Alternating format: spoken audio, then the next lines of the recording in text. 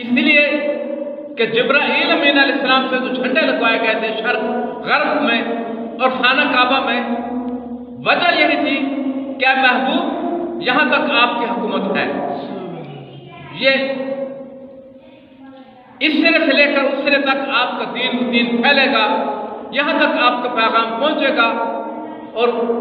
پیغام پہنچانے میں کسی سیٹلائٹ کی، کسی موبائل کی، کسی آلہ کی ضرورت بھی نہیں۔ جس طرح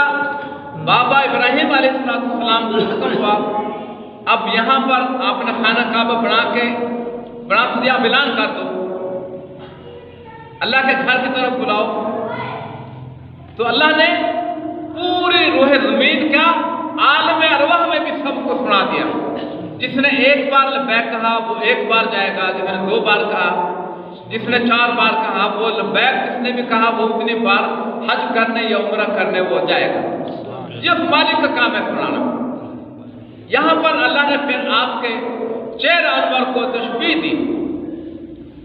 کہ لوگ اس سہانے وقت کو دیکھتے ہیں، پہلے بھی دیکھتے ہیں، یہ بھی دیکھیں گے، آنے والے وقت کے بھی دیکھیں گے، تو پھر اس لیے آپ کا چہرہ کسی بھی اس کا محتاج نہیں تعارف کا، لیکن عام لوگ جو صرف عقل سے کام لیتے ہیں ان کے لیے پھر یہ تھا، اے محبوب تیرے والضحیٰ علیہ، یعنی چاند کی قسم، تیرے ایسے حسین ایسے جمیل چہرے کی قسم جو حسن جمال میں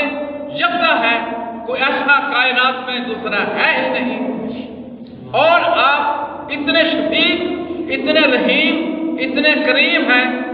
کہ آپ جیسا کائنات میں محبت کرنے والا بندوں میں ہے ہی نہیں، آپ کا خیر خواہ کوئی نہیں۔ واللیل اذا سجا، اور آپ کی زلف واللیل کی قسم، یعنی جب رات آئی تو رات کی لیل رات کو بھی کہتے ہیں، تو آپ کی سیاہ زلفیں جب آپ نے ایسے چہرہ انور پر ڈالی، کھولی، تو ان زلفوں کی بھی قسم اللہ پاک نے اٹھائی، سبحان اللہ، اور پھر آگے ان کی بات کا جواب دیا۔ یہ قسم اٹھا کر اللہ نے خود فیصلہ کیا، میں قسم دوں گا اے محبوب ہم نے آپ کو نہیں چھوڑا، والضحیٰ واللیل اذا سجا ما ودعک ربک وما قلی،